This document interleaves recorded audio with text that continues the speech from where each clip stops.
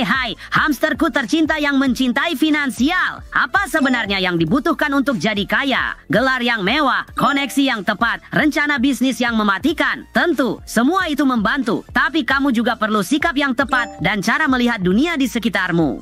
Dan jangan khawatir, aku di sini bukan untuk berkhotbah tentang meditasi atau berdoa kepada dewa uang. Namun, dalam video yang akan aku tunjukkan padamu ini, ada rahasia perilaku yang terbukti dalam video itu sendiri untuk benar-benar membuat perbedaan. Mari kita lihat, bisakah kamu mewujudkan jutaan? Ya, minggu lalu aku di New York. Setiap pagi saat aku bangun, aku hanya berkata pada diriku sendiri, uang datang kepadaku melimpah dan bebas, aku melihatnya di mana-mana. Seseorang membawa kotak dan sebuah koin jatuh. Dan aku berpikir, baiklah, itu datang padaku. Biarkan aku melakukannya lagi. Keesokan harinya, aku di subway, dan aku melihat sebuah koin dengan sisi kepala ke atas. Dan aku berpikir pada diriku sendiri, ini kotor, ini tidak berharga, ini kecil. Aku tidak perlu memungut ini. Tapi aku berpikir, tidak, aku sedang melakukan eksperimen. Uang datang kepadaku melimpah dan bebas, dan aku akan mewujudkan uang. Jadi, aku memungutnya, memasukkannya ke dalam saku, dan aku hanya berkata, terima kasih, uang sudah datang padaku. Aku meletakkannya di meja samping tempat tidurku. Aku tidak memikirkannya lagi. Keesokan harinya, aku melihat koin ini, dan aku memperhatikan sesuatu. Tertera 1945 di koin ini. Itu koin berusia 80 tahun. Aku berpikir, wah, itu unik. Sudah lama aku tidak melihat koin setua itu. Dan aku membaliknya, dan aku merinding memikirkannya. Aku memperhatikan itu adalah koin gandum, dan aku mencari di Google nilai koin gandum 1945.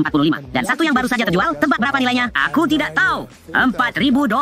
Tidak mungkin. Online. Ada lebih banyak nilai di dalam koin itu daripada yang terlihat awalnya. Dan yang perlu aku lakukan hanyalah bersedia mencarinya, bersedia memungutnya dan berkata, aku menerima. Terima kasih. Wow, ada sesuatu yang hampir magis dalam cerita itu ya. Dan aku tidak tahu tentangmu, tapi aku percaya pada jenis kebetulan seperti ini, seolah-olah alam semesta membantu mereka yang bersedia untuk dibantu dan bahkan lebih jarang mereka yang bersyukur atasnya. Apakah kamu percaya pada jenis magis seperti itu? Bagikan pemikiranmu di komentar. Episode hari ini agak berbeda dan aku senang karenanya, karena kita tidak selalu harus berbicara hanya tentang statistik semata, kan? Sampai jumpa di video berikutnya dan ingatlah, hamster adalah kekuatan, satu untuk semua dan semua untuk satu.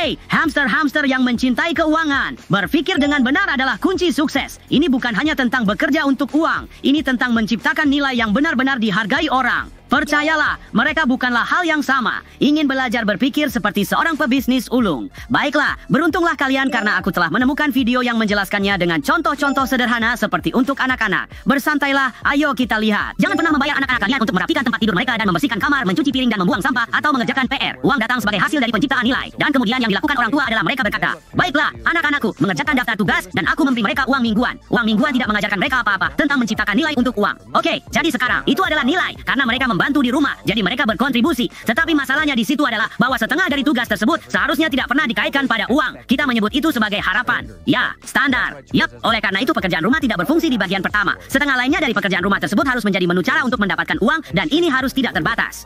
Oke, maka kita menyebut itu sebagai gigs. Itu adalah pemenang di setiap keluarga. Saat anak-anak kalian mulai mencari cara untuk menciptakan nilai di rumah atau di lingkungan sekitar, kita menyebutnya sebagai gigs komunitas. Sekarang mereka akan pergi dan memiliki cara pandang untuk melihat dunia. Bukan tentang apa yang bisa aku dapatkan, tetapi bagaimana aku bisa menciptakan nilai untuk orang lain. Itulah trik sebenarnya untuk semua kompetensi keuangan. Apakah itu bukan pendekatan yang menarik? Kuharap mereka menjelaskan hal-hal seperti ini padaku ketika aku masih kecil. Menyebut usaha hanya sebagai pekerjaan dapat menguras motivasi, tetapi menyajikan aktivitas apapun sebagai kesempatan untuk menciptakan nilai dan memberikan kebebasan untuk memilih bisa secara radikal mengubah perspektif tentang mencari nafkah. Jadi, inilah trik psikologis lain yang mungkin bisa membantumu mendapatkan lebih. Tahu metode lainnya? Bagikan di kolom komentar. Sampai jumpa di episode berikutnya, dan ingatlah, hamster adalah kekuatan, satu untuk semua dan semua untuk satu.